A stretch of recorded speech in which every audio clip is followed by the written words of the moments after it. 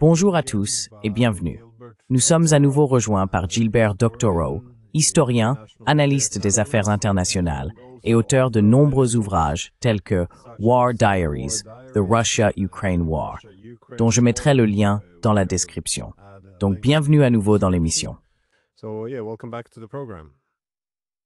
Oui, c'est très agréable de vous reparler.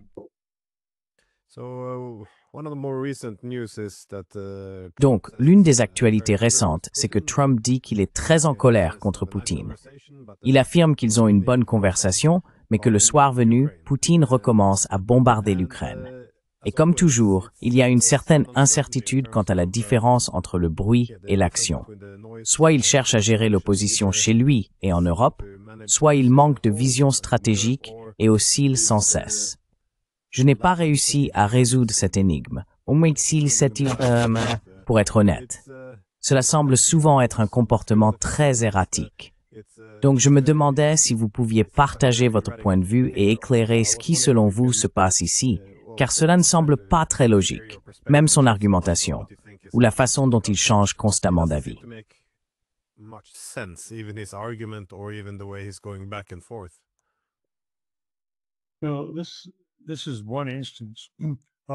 Eh bien, voici un exemple d'actualité internationale très importante où les principaux ou les meilleurs, les experts les plus suivis sur les médias indépendants, sur diverses chaînes YouTube, s'accordent plus ou moins sur les faits, mais sont totalement en désaccord sur l'interprétation.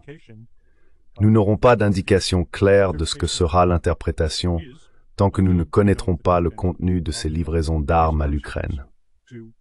Jusqu'à présent, nous ne savons que pour les Patriots. Il y a des spéculations, en partie alimentées par sa discussion rapportée avec Zelensky au sujet des missiles longue portée. Peuvent-ils atteindre Moscou? Peuvent-ils atteindre Saint-Pétersbourg? Et bien sûr, cela a suscité beaucoup de spéculations sur la possibilité que Trump fournisse à l'Ukraine ces armes offensives importantes.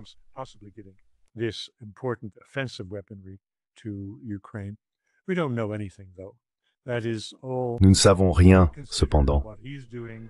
Tout ce que je considère qu'il fait, c'est une continuation de ce que nous avons vu ces derniers mois concernant divers développements internationaux.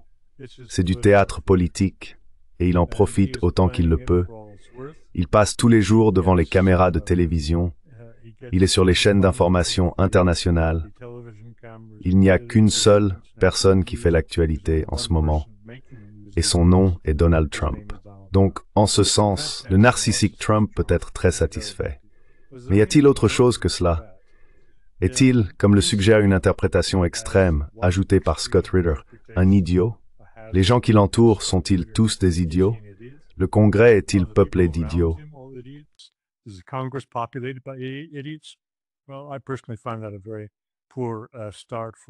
Eh bien, personnellement, je trouve que c'est une très mauvaise base pour une analyse sérieuse de quoi que ce soit. Partir du principe que vos adversaires ou les figures de proue de l'époque sont des idiots. Je préfère m'interroger sur ce qui se cache derrière des actions qui semblent étranges ou inefficaces. Se pourrait-il qu'il se passe autre chose? Une personne qui a adopté cette approche et qui jouit d'un grand respect dans les médias alternatifs et au-delà, est le colonel Douglas Macgregor, qui a affirmé que l'administration Trump avait choisi la moins mauvaise solution face à la pression exercée par le Congrès et par l'Europe pour répondre aux attaques aériennes très agressives et très destructrices de Poutine contre l'Ukraine. C'était donc une sorte de position intermédiaire.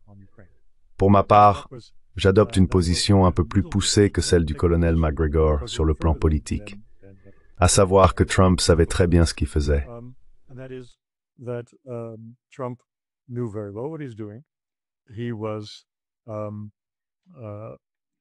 Il disait ce qu'il a dit à propos des livraisons d'armes, des nouvelles sanctions et des droits de douane secondaires contre la Russie, précisément pour faire taire ses détracteurs, pour satisfaire le membre le plus bruyant du groupe républicain au Congrès, au Sénat, Lindsey Graham.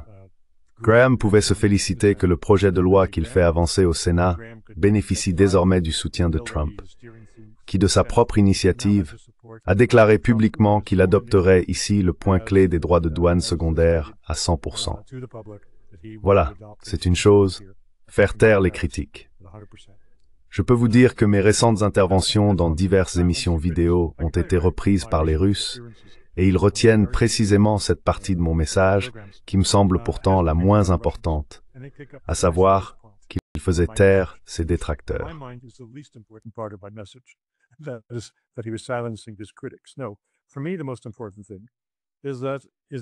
Non. Pour moi, ce qui compte le plus, ce sont les 50 jours. Le fait qu'il ait accordé 50 jours au président Poutine indique qu'il n'a guère, voire aucune intention de poursuivre la guerre, de faire de la guerre de Biden sa propre guerre, mais qu'il donne plutôt à M. Poutine le temps de terminer le travail. De la même manière qu'il a demandé à Netanyahou, au début de sa présidence, d'aller de l'avant, de faire toutes les choses abominables qu'il juge nécessaires à Gaza, mais qu'on en finisse et qu'on passe à autre chose. C'est ce qu'il disait, à mon sens, à Vladimir Poutine. Mais aucun de nous ne saura vraiment ce qui s'est passé. S'est-il allié aux bouffons? S'est-il associé à eux? Ou bien les dupe-t-il, comme je le crois, avec ses propos sur les sanctions et les livraisons d'armes? Et a-t-il l'intention d'imposer un wise diktat? Ça, si la preuve se trouve dans ce paquet court d'expédition.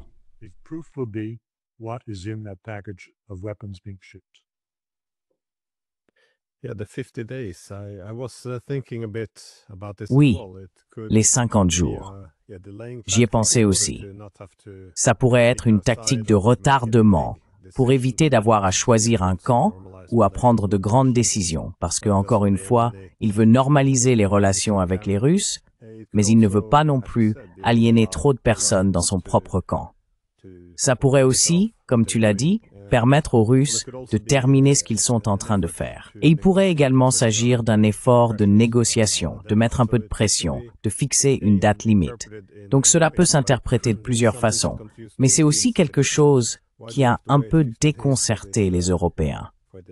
Pourquoi devons-nous attendre 50 jours pour ces sanctions? Et sa réponse a simplement été, eh bien, 50 jours, c'est pas si long. Peut-être que cela arrivera plus tôt.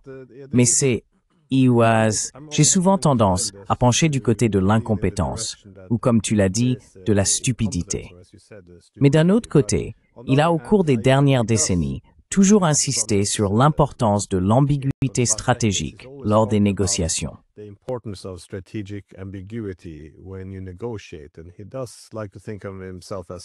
il aime se considérer comme un négociateur.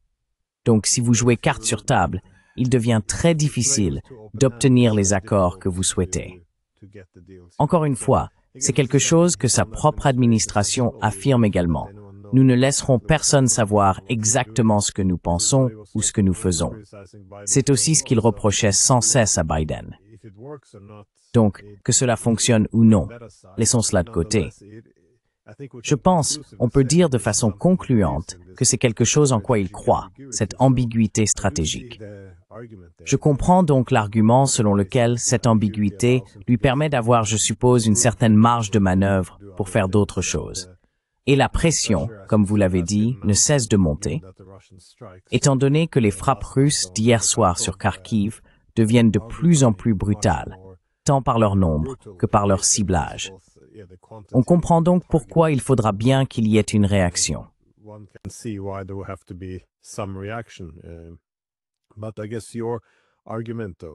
Mais j'imagine que ton argument, c'est que sa réponse à cela consiste à tenir de grands discours, mais qu'elle reste assez modérée parce que tout dépend, je suppose, des armes qu'il envoie. Et je ne suis pas sûr de bien comprendre, mais dans quelle mesure les Américains envoient-ils des armes ou dans quelle mesure les vendent-ils réellement? Parce qu'il semble qu'ils vendent des armes aux Européens et que les Européens peuvent ensuite les donner à l'Ukraine. Et d'une manière ou d'une autre, cela doit se faire sous l'égide de l'OTAN pour une raison quelconque. Oui.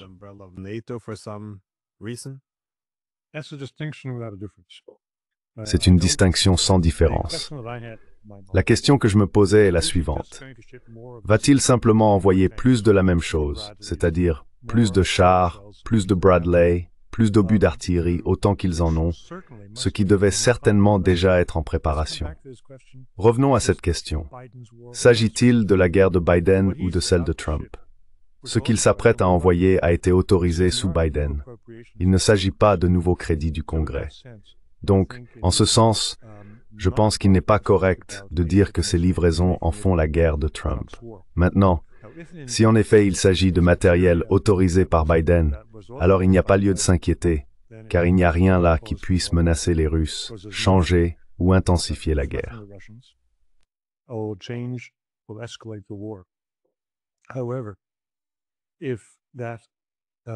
Cependant, si de nouveaux équipements sont introduits, et en particulier des armes offensives, des missiles longue portée comme les attaques MS qui n'ont jamais été livrées, s'ils sont désormais inclus, alors cela change complètement la lecture de ce que fait Trump, et il dépasserait le seuil de l'irresponsabilité pour atteindre un nouveau niveau qui nous mènerait à la Troisième Guerre mondiale. Les Russes ont clairement indiqué, dans leur dernière doctrine nucléaire révisée, que s'ils sont frappés par de telles armes, cela avait été évoqué à propos des attaques MS et des Taurus. S'ils sont touchés par cela, ils peuvent répondre par des armes nucléaires. Je trouve incroyable que l'équipe de Trump ne prenne pas cela en compte et autorise des attaques contre la Russie ou quelque chose qui pourrait atteindre profondément le territoire russe.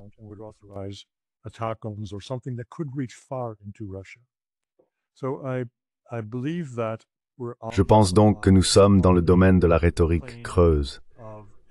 On envoie des choses dont tout le monde sait qu'elles ne seront d'aucune utilité pour les Ukrainiens, car les chars et les Bradley seront simplement cachés dans la forêt. S'ils les mettent à découvert, ils seront détruits immédiatement. De la même manière, les Russes n'utilisent pas non plus leur supériorité en chars sur le terrain. Ils les cachent aussi dans la forêt et tirent à couvert. Et ils utilisent les chars comme de l'artillerie, plus précisément comme des canons, avec peut-être une portée de 8 à 10 km. La guerre a changé, et je ne vois pas mes homologues en tenir compte correctement. Ce à quoi nous assistons maintenant, c'est cette attaque aérienne massive. C'est pas simplement venu à l'esprit de Poutine ou de son état-major. Tiens, essayons cela.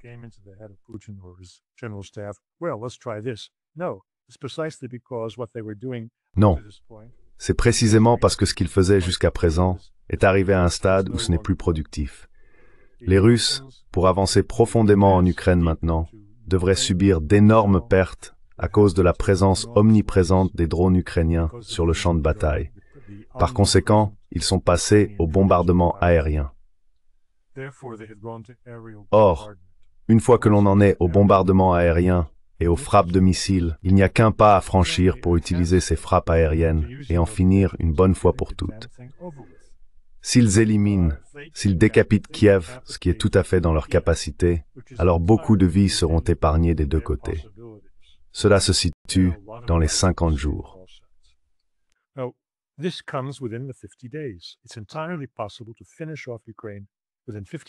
Il est tout à fait possible de mettre fin à l'Ukraine en 50 jours s'ils décapitent le pays avec les missiles qu'ils ont prêts. Ma question est la suivante. M. Poutine va-t-il relever ce défi? Je ne sais pas. Personne ne le sait. Et donc, nous pourrions rester bloqués dans une situation de temporisation continue. En ce qui concerne l'attaque aérienne, elle n'a pas de limitation temporelle comme les assauts terrestres à cause de la saisonnalité. Le facteur de dévastation en cours est négligeable. Donc, si Poutine répond à la fois au défi, en finir et à l'opportunité, maintenant qu'il ne va pas escalader davantage puisqu'il est déjà passé à l'étape suivante, celle d'une guerre aérienne plutôt que terrestre, nous pourrions voir la fin de tout cela.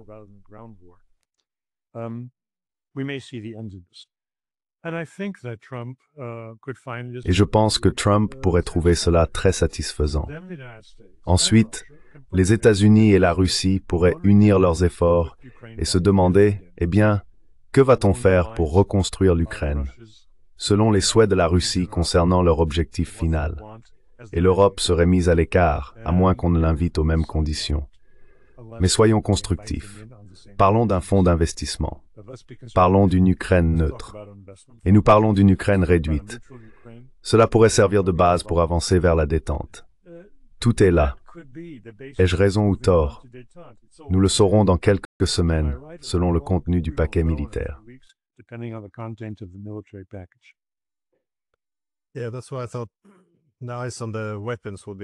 Oui, c'est pour ça que je pensais que l'attention portée aux armes serait importante.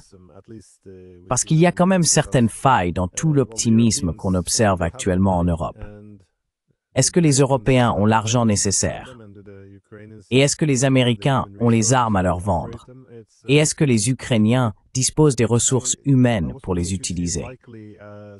Je me demandais si tu considères probable l'envoi de Tomahawk, car tu as suggéré que cela susciterait une grande inquiétude chez les Russes. En effet, la présence de Tomahawk et d'autres missiles en Ukraine faisait partie des raisons de l'invasion au départ. Mais à quel point devrait-il vraiment s'inquiéter? Parce que, généralement, ces missiles doivent être lancés depuis des navires de guerre ou des bombardiers stratégiques. Dans quelle mesure, selon toi, cela aurait-il du sens? Encore une fois, je ne sais jamais s'il s'agit d'un manque de logique ou d'une ambiguïté stratégique. Mais quel type d'arme franchirait la ligne rouge?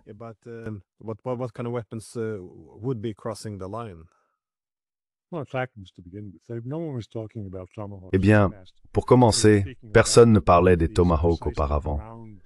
On évoquait précisément ces missiles tirés depuis le sol à l'aide des lanceurs HIMARS déjà existants. Les États-Unis livrent beaucoup d'HIMARS et les lanceurs sont sur place. Ces mêmes lanceurs peuvent être utilisés au sol pour lancer les attaques MS.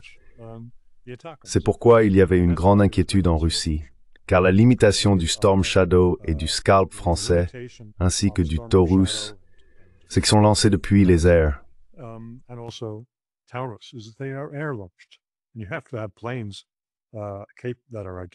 Et il faut avoir des avions adaptés à ces missiles particuliers. Et il faut avoir des avions et des pilotes. Et il faut avoir des aérodromes que les Russes ont plutôt bien réussi à dévaster. Donc s'il existait, comme vous le dites, une version du Tomahawk pouvant être lancée depuis le sol, ce serait assez exotique. Si de telles armes devaient être fournies, alors nous entrerions dans l'inconnu. Je ne peux pas imaginer que Trump puisse accepter cela, car ce serait un niveau d'escalade qui nous amènerait au bord de la guerre nucléaire.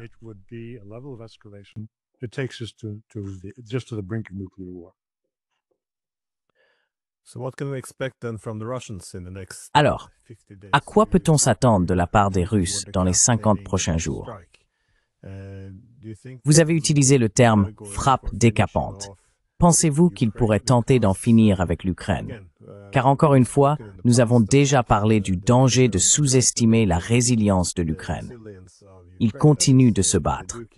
Je pensais que la situation se serait déjà effondrée, tant sur le plan militaire que politique, il y a longtemps, mais ils sont toujours là. Ils opposent encore une résistance assez solide.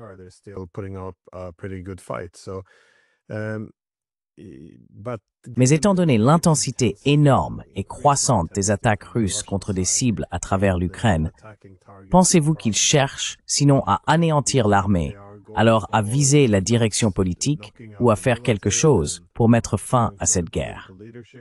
Parce que dans une guerre d'usure, on finit par épuiser l'adversaire, et les Ukrainiens semblent aujourd'hui assez épuisés. Du moins, il semble que les Russes pourraient tenter cela au cours des 50 prochains jours. Ou, comme vous le suggérez, peut-être que l'objectif de Trump serait de donner aux Russes 50 jours pour accomplir ce qu'ils veulent faire, et ensuite mettre fin à la guerre. Est-ce à cela qu'ils pourraient consacrer ces 50 jours?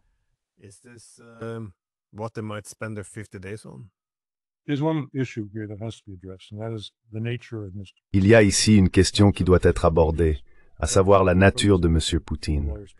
Ce n'est pas seulement qu'il est très prudent, mais il aborde tout d'un point de vue juridique, étant juriste de formation. Cela a ses avantages et ses inconvénients. Dans le cas présent, je ne le vois pas donner l'ordre d'une frappe décapitant sous les termes de l'opération militaire spéciale. Ce serait illégal selon sa propre interprétation. Cependant, si M.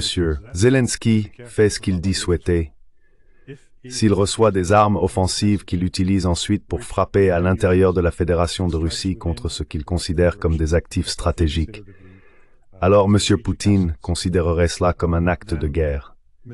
Il déclarerait la guerre et alors il pourrait décapiter l'Ukraine.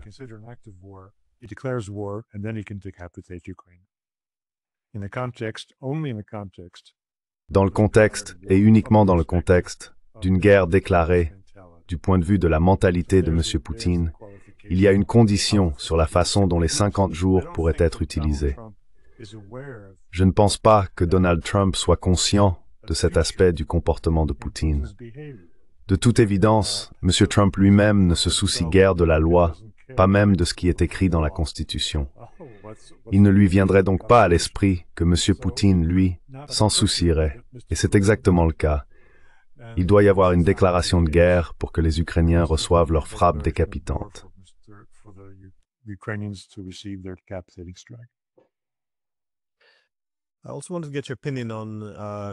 Je voulais aussi avoir votre avis sur un sujet d'actualité. Il a été rapporté que Trump aurait demandé à Zelensky s'il était capable de frapper Moscou ou Saint-Pétersbourg afin que Poutine ressente la douleur. Plus tard, on lui a reposé la question. Je crois que c'était sur le tarmac. Et il a répondu « Oh non, non, je ne veux pas frapper Moscou ». Avez-vous un avis sur ces allers-retours?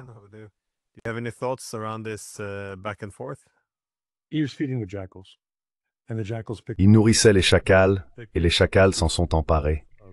Ils ont ramassé ce morceau de chair en décomposition avec beaucoup d'enthousiasme. Par ici, j'entends la BBC. Ils se sont déchaînés sur le fait que M. Trump en a assez de Poutine, qu'il est désormais aligné avec le congrès de l'AUKUS, et ainsi de suite.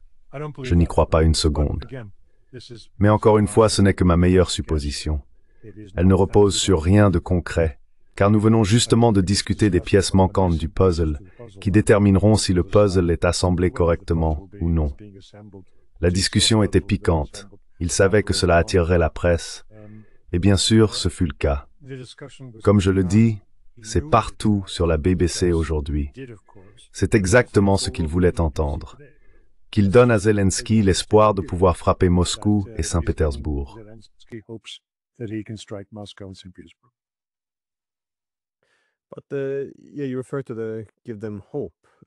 Mais vous parlez de donner de l'espoir aux Européens, aux faucons aux États-Unis, ainsi qu'à Zelensky. Mais si Trump voulait mettre fin à cette guerre, et qu'il sait que la Russie considère cela comme une menace existentielle et ne cédera pas beaucoup sur ses principales exigences, Trump ne devrait-il pas exercer davantage de pression sur les Ukrainiens et les Européens, plutôt que, je suppose, de leur donner des gages et de les rassurer quant à son leadership et à la possibilité de poursuivre cette guerre?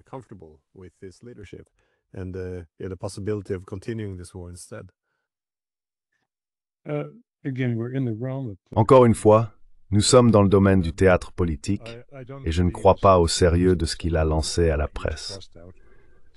Comme je l'ai dit, il méprise la presse et il dira n'importe quoi s'il pense que cela les fera passer pour des idiots.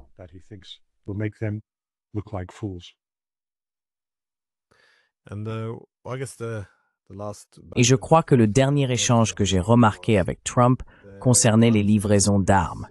Il a été rapporté, je crois que c'était Pete Hegseth, qui a dit que Trump avait interrompu les livraisons d'armes à l'Ukraine.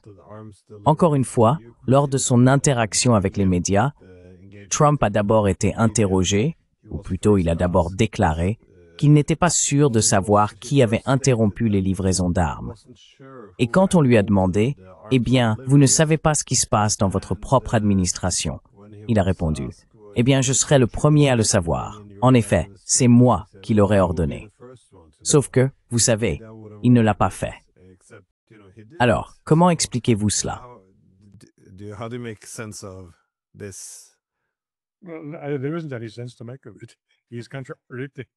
Eh bien, il n'y a rien à en tirer. Il se contredit lui-même. Et encore une fois, c'est une nouvelle manifestation de son mépris pour la presse. Il leur dira n'importe quoi. Il ne les prend pas au sérieux, et il a de bonnes raisons. Il est très maltraité par Fox News, par CNN. Il le traite avec mépris, et il leur rend l'appareil. Donc je ne suivrai pas cela de trop près. Il ne faut pas chercher de logique dans ce qu'il dit lorsqu'il a un micro devant lui. Je regarde ce qu'il fait concrètement, Et surtout, j'insiste sur les 50 jours, ce qui remet tout le reste en question. Comme vous l'avez dit, il pourrait imposer ces sanctions dès demain. Il ne l'a pas fait. Et donc, je ne crois pas qu'il le fera un jour.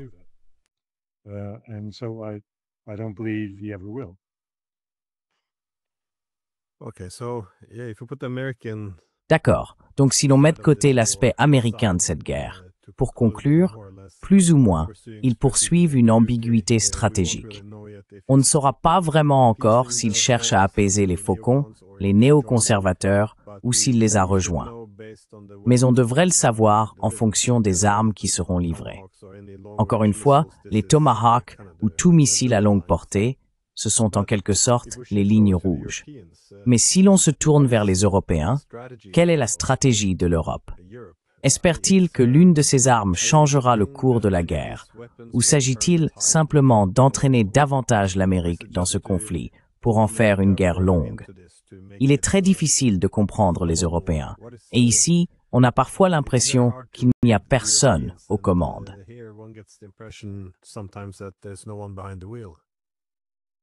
Oh, il y a des gens aux commandes, mais je pense qu'ils conduisent un autre véhicule et qui s'intéressent à une autre route. La route qui les intéresse, c'est le pouvoir et la manière de le conserver.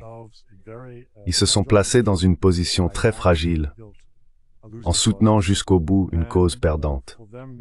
Et pour eux, déplacer maintenant la discussion de l'Ukraine vers notre propre défense, vers la construction de notre industrie militaire et vers la manière dont nous allons renforcer les effectifs de nos hommes et femmes en armes, cela change complètement le débat. Et tout tourne autour de leur maintien au pouvoir. Parce que s'il existe cette grande menace venant de l'Est, alors la logique veut que nous soyons les leaders, comme le disait Ursula von der Leyen, qui tentait de se défendre contre des accusations de fraude et d'abus de pouvoir concernant les vaccins.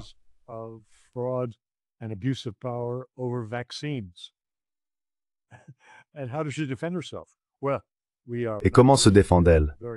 Eh bien, nous faisons actuellement face à une menace très importante venant de la Russie, et nous avons besoin d'un leadership fort, c'est-à-dire elle-même. Voilà de quoi il s'agit. Garder le pouvoir à tout prix, que cela serve ou non l'intérêt national. L'intérêt national, sans parler de celui de l'Ukraine, ne compte pas. Ce qui compte, ce sont les avantages du pouvoir. Et ici en Europe, dans la plupart des pays européens, à quelques exceptions près, la France en est une, car la structure de son gouvernement est un peu différente, mais la plupart des pays européens ont des gouvernements de coalition. Et tout l'enjeu d'un gouvernement de coalition, c'est de se partager les avantages du pouvoir. C'est donc cela qui retient l'attention de tous les dirigeants européens aujourd'hui. Pas l'Ukraine, pas M. Trump, pas les droits de douane, mais la préservation du pouvoir.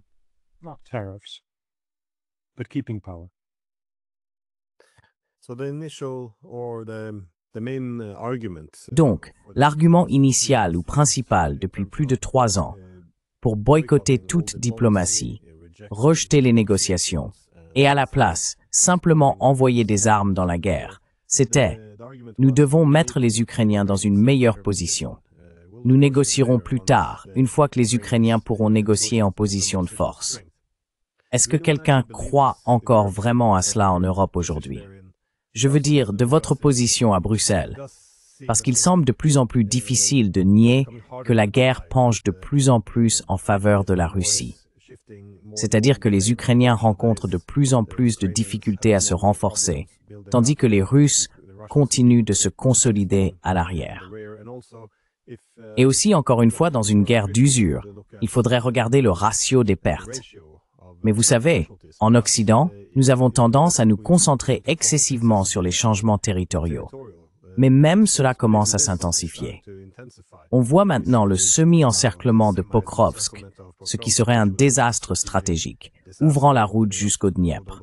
Et bien sûr, Konstantinivka, qui commencerait alors à verrouiller toute la région de Donetsk. Il y a donc une forme de désespoir, n'est-ce pas? Alors, qu'espèrent-ils vraiment accomplir ici?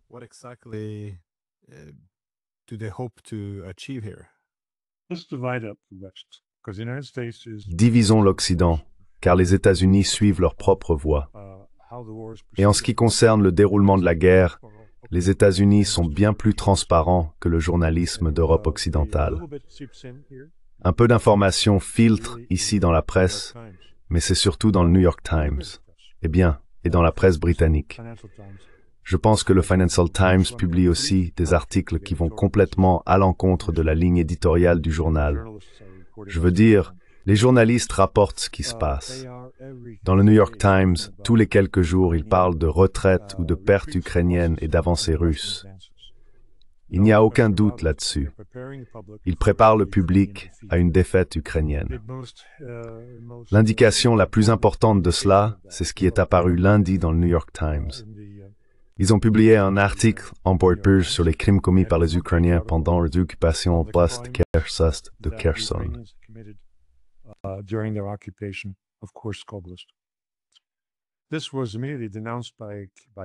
Cela a été immédiatement dénoncé par Kiev comme la diffusion d'une propagande ignoble. Le New York Times, pour la première fois depuis le début de la guerre, a publié un article consacré exclusivement aux crimes de guerre commis par les Ukrainiens. Cela montre qu'ils préparent l'opinion publique à une défaite ukrainienne, et ils trouveront de nombreuses raisons pour expliquer pourquoi ils auraient dû perdre la guerre. Mais selon moi, le jeu a changé. La compétition ne porte plus sur le sort de l'Ukraine. Elle concerne désormais l'avenir des dirigeants actuels en Europe, qui ont engagé tant de leur prestige personnel et de leur pouvoir politique dans une guerre qu'ils sont en train de perdre. Ils détournent donc l'attention vers, par exemple, 2029, en expliquant qu'il faut se préparer à une invasion russe, et ainsi de suite. Ils changent de sujet parce qu'ils ont perdu celui-ci.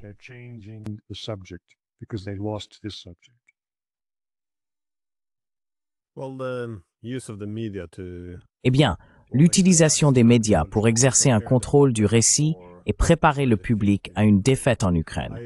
Je pensais la même chose en voyant le changement progressif de la couverture médiatique aux États-Unis. Bien sûr, cet article du New York Times était également très important.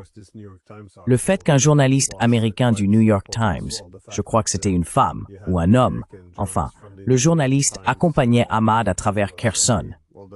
Je veux dire, le fait que cela ait été fait et que la conclusion de la couverture soit des crimes de guerre ukrainiens, c'est quelque chose d'impensable il y a 2 ou 3 ans, quand vous savez, les Ukrainiens ne pouvaient rien faire de mal.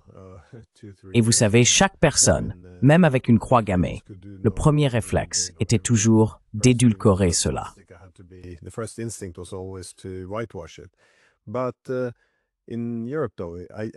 Mais en Europe, pourtant, je ne vois pas cela du tout. Surtout je suis situé en Scandinavie, et ici la propagande de guerre bat son plein. Il n'y a pratiquement aucun changement. Et en effet, suggérer que l'Ukraine ne peut pas gagner la guerre est dénoncé comme de la propagande russe visant à réduire le soutien public à ce que nous appelons l'aide à l'Ukraine, c'est-à-dire à soutenir une guerre que les Ukrainiens eux-mêmes souhaitent voir se terminer. Mais parmi tous les Européens, pour beaucoup de gens, si vous aviez dit il y a 4 ans que l'Allemagne se positionnerait comme le principal pays pour essentiellement prendre le relais dans la lutte contre la Russie maintenant que l'Amérique se retire, cela aurait été tout à fait impensable il y a quelques années. Mais nous y sommes. Comment analysez-vous la position allemande? Car ce n'est pas simplement Merz. Il y a quelque chose de plus profond dans la société allemande, n'est-ce pas?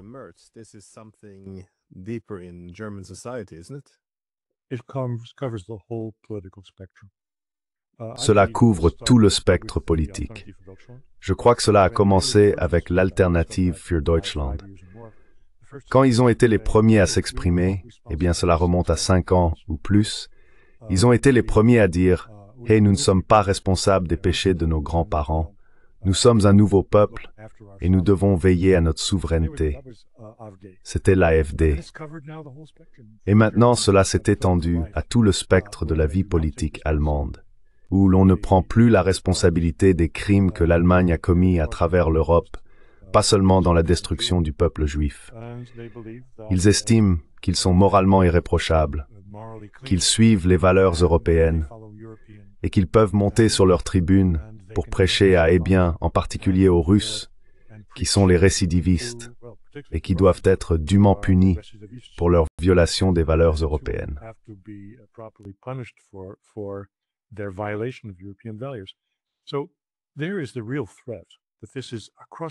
Il existe donc une véritable menace qui touche l'ensemble du spectre politique allemand. Ils oublient délibérément qui ils sont. Et ils ont changé de rôle. Ils ont ouvertement changé de rôle. Ce changement de rôle s'est opéré sous la direction allemande il y a déjà 10 ans.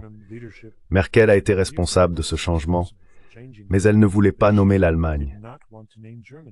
Selon Merkel, l'Allemagne n'avait pas de politique étrangère. La politique étrangère se faisait à Bruxelles, très pratique. Et qui la faisait à Bruxelles? Les Allemands, puisqu'ils dominaient le Parlement et la Commission. Donc de facto, l'Allemagne était la force dominante dans la diplomatie européenne et dans cette politique mondiale. Mais ça n'a pas été reconnu par la direction allemande à Berlin.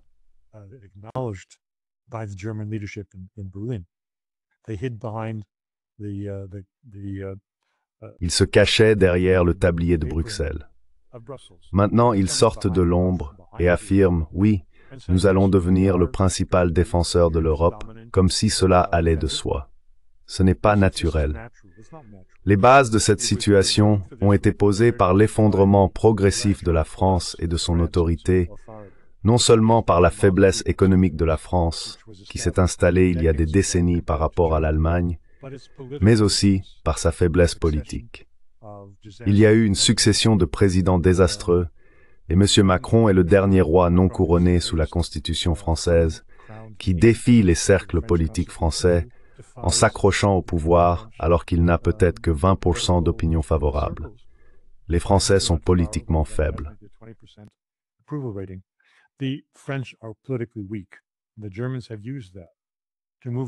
Les Allemands ont utilisé cela pour prendre l'avantage, pour écarter les Français. M. Macron fait un effort désespéré. Son annonce le jour de la Bastille, selon laquelle la France augmente également son budget militaire et vise à devenir un grand défenseur, s'inscrit dans cette logique. Et dès que les Allemands commencent à évoquer la possibilité d'acquérir l'arme nucléaire, c'en est fini des prétentions françaises à défendre l'Europe. Ils pouvaient jusqu'ici se retrancher derrière le fait qu'avec les Britanniques, ils étaient les seuls pays européens dotés de l'arme nucléaire. Si les Allemands aspirent désormais à cela aussi, alors le moment de vérité est arrivé, et tout ce que les Allemands espéraient réaliser pendant la Seconde Guerre mondiale, ils sont en passe de l'accomplir aujourd'hui, ce qui devrait nous faire réfléchir.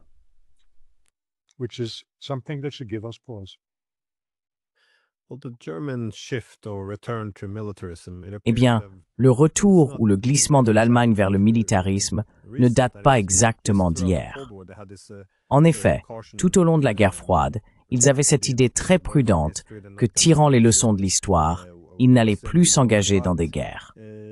Mais après la guerre froide, en 1999, avec l'attaque contre la Yougoslavie, c'est-à-dire pour arracher le Kosovo, on a vu la logique de l'argument allemand évoluer. Autrefois, leur histoire de génocide était une raison pour laquelle ils devaient être plus contraints. Et soudain, au sujet du Kosovo, l'argument est devenu « Eh bien, à cause de notre histoire avec le génocide, nous avons une responsabilité particulière de l'empêcher ailleurs. » Ainsi, au lieu que leur passé génocidaire soit une raison de retenue, il est devenu un motif d'action. On retrouve une rhétorique similaire à propos de Gaza, comme s'ils devaient extorquer une dette à la population juive, ce qui est compréhensible après la Shoah. Mais cela s'est traduit par un soutien inconditionnel à Israël, faisant en sorte que les Palestiniens payent pour les crimes des Allemands en soutenant le génocide là-bas.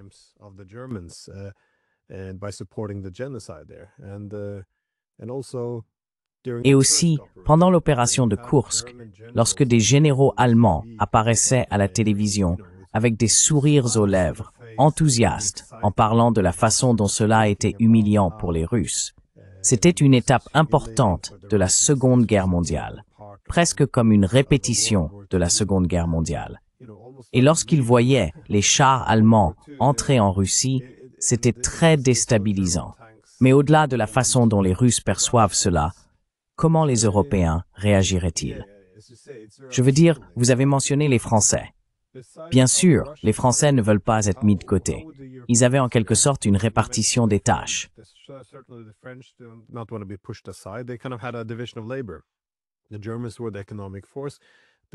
Les Allemands étaient la force économique. Les Français étaient la force militaire. Et cela, en quelque sorte, créait un certain équilibre des pouvoirs au sein de l'Union européenne.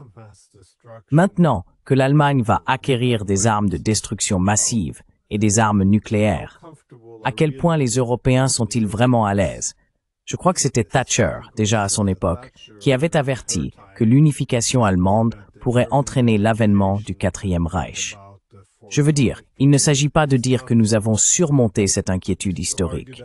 Ce serait une exagération, n'est-ce pas? Eh bien, il n'y avait pas que Thatcher. Well, it wasn't just Thatcher. Mitterrand also.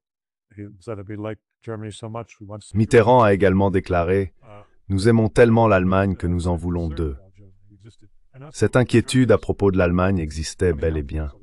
Quant à la prise de position de l'Allemagne, pour ainsi dire, sur le Kosovo, en réalité, je pense que cela a été précipité par l'action américaine. Toute la crise de la guerre civile yougoslave a connu un moment décisif, à savoir les attaques contre Sarajevo, le marché. Je crois que c'était en 1996, corrigez-moi si je me trompe, et l'Allemagne ne pouvait pas se résoudre à revenir en Yougoslavie, compte tenu de l'histoire de ces guerres dévastatrices contre la Yougoslavie pendant la Seconde Guerre mondiale, ou de ces attaques et destructions en Yougoslavie durant la Seconde Guerre mondiale. Les Américains sont intervenus, ils ont pris les choses en main, ce qui a ensuite permis aux Allemands de faire ce qui leur vient naturellement et de recommencer à donner des ordres dans ces régions périphériques de l'Europe.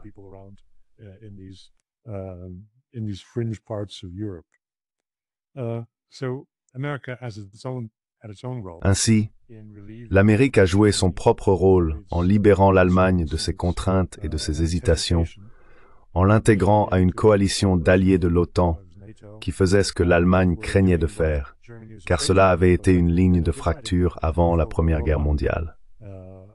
La Serbie a été le déclencheur de la Première Guerre mondiale, et l'Allemagne ne voulait pas retourner dans cette région. Eh bien, elle y est, et elle est présente dans de nombreux autres endroits où elle ne devrait pas être. J'ai en tête maintenant l'établissement très fier par M. Merz d'une présence allemande dans les pays baltes pour protéger le flanc Est, de la même manière que l'OTAN avait protégé l'Allemagne pendant la Première Guerre froide. La position allemande, y a-t-il un militarisme? Je ne sais pas. Je prends la température. Je ne le pense pas. Il y a, encore une fois, de l'opportunisme dans le but d'obtenir le pouvoir politique entre les mains de M. Merz et de son entourage. Je ne suis pas certain que cela repose sur un sentiment ou un enthousiasme militariste au sein de la nation allemande. J'en doute plutôt. Si ça se développe, nous verrons.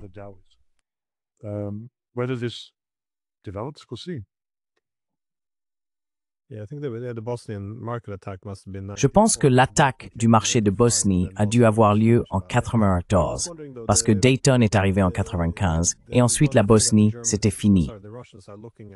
Mais je me demandais quand même, la seule chose que les Russes observent en regardant vers l'Allemagne, ce sont les missiles Taurus. Comme on le sait, Merz les soutenait auparavant.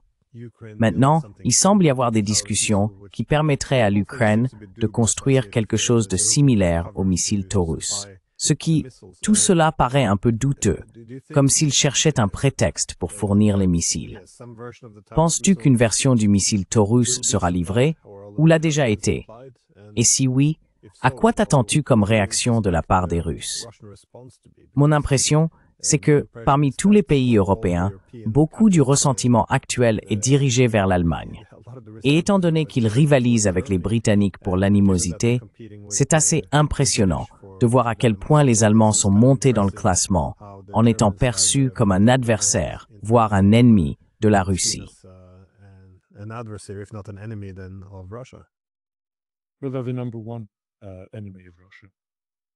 Eh bien, ils sont l'ennemi numéro 1 de la Russie.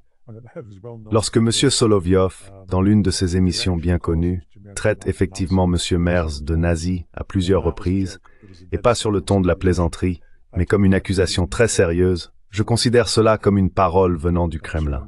Bien sûr, M. Medvedev ferait des déclarations similaires. Ils ont donc gagné la position d'ennemi numéro 1 de la Russie. Quant au Taurus, je pense que M.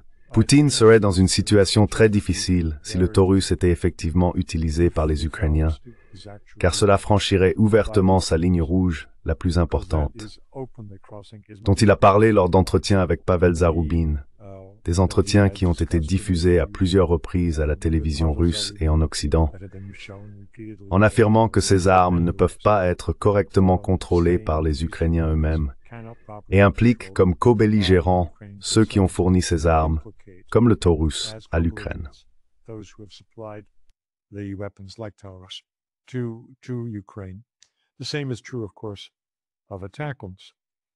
Il en va de même, bien sûr, pour les attaques MS. Même si les Ukrainiens reçoivent les instructions adéquates sur quel bouton appuyer et à quel moment, la programmation de la trajectoire de vol et les décisions concernant les cibles sont toutes prises par d'autres. Et les informations nécessaires provenant du renseignement satellitaire viennent des institutions.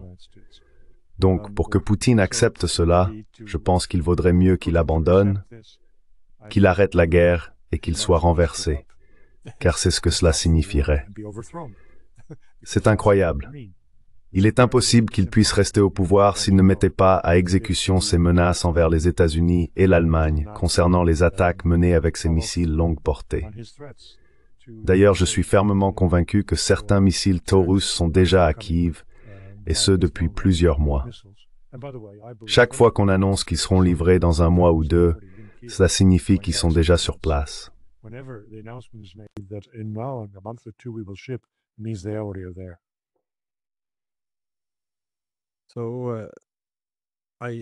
D'ailleurs, je suis d'accord avec cette analyse.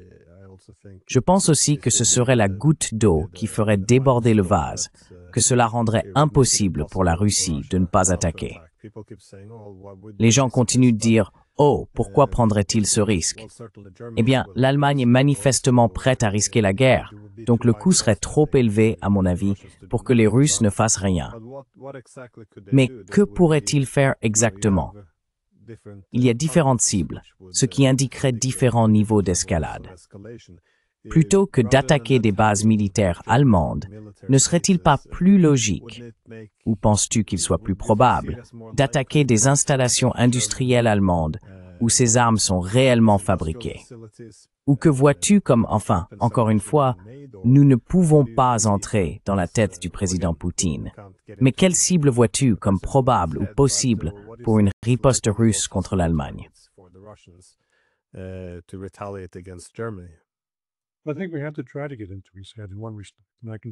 Je pense que nous devons essayer d'entrer dans le sujet. Et je poursuis le point que j'ai soulevé plus tôt. Cet homme a une mentalité légaliste. Je crois que nous avons eu un aperçu de la façon dont cela va se dérouler dans une déclaration récente de Lavrov. Si ces missiles Taurus sont déployés, si leur utilisation est autorisée depuis l'Ukraine, et que des attaques contre la Russie ont lieu, alors la Russie rompra toutes ses relations avec l'Allemagne. Et qu'est-ce que cela signifie? C'est ce que l'on fait lorsqu'on déclare la guerre. Donc encore une fois, je ne crois pas que Poutine attaquera qui que ce soit sans déclaration de guerre. Et je pense que c'est ce qui se passerait. Il déclarerait la guerre à l'Allemagne, puis il frapperait.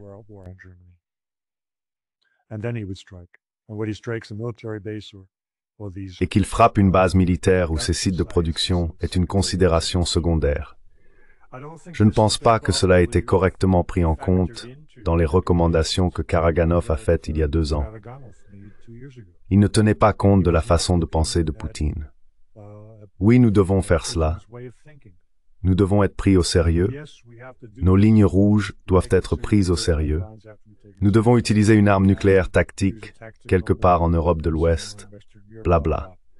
Mais ça est totalement étranger au caractère et à l'état d'esprit professionnel de Vladimir Poutine. Je prends donc très au sérieux les propos de Lavrov sur la rupture des relations. Similarly, you'll notice De même, vous remarquerez que lorsque je réfléchis à la raison pour laquelle la bourse russe a augmenté de 4% après que Trump a fait son annonce à la presse à la Maison-Blanche avec Rutte, c'est parce qu'il n'a pas été question de confisquer les avoirs gelés. C'est sûrement ce qui a motivé les financiers à Moscou. Car la crainte, c'est que pour la somme relativement modeste des avoirs gelés aux États-Unis, cela serve de signal à l'Europe pour s'attaquer aux 250 milliards d'euros d'actifs qui sont déposés chez Euroclear ici en Belgique. Cela ne s'est pas produit, car on confisque des avoirs en état de guerre. C'est une autre manière de déclarer la guerre, et cela serait interprété comme tel par les Russes.